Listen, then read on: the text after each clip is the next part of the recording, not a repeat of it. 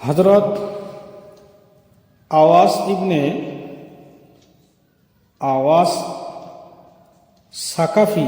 রাদিয়াল্লাহু তাআলা আনহু বলেন, আমি রাসূলুল্লাহ সাল্লাল্লাহু আলাইহি সাল্লামকে এই ইরশাদ করিতে শুনিয়াছি, যে ব্যক্তি জুমার দিন খুব উত্তম রূপে গোসল করিয়া অতি পরতুজে মসজিদে যায়,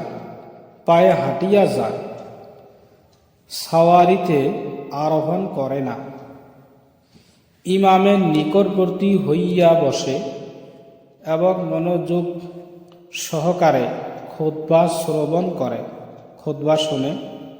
খুতবার সময় কোনো প্রকার কথা বলে না, সে জুমার জন্য যত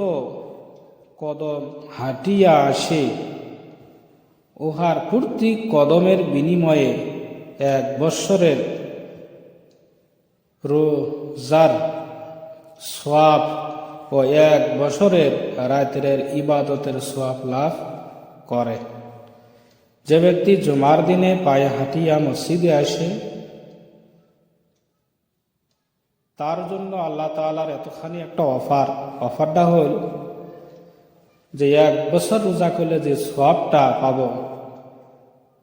ওই জুমার দিন হাঁটিয়া আসার কারণে সে সওয়াবটা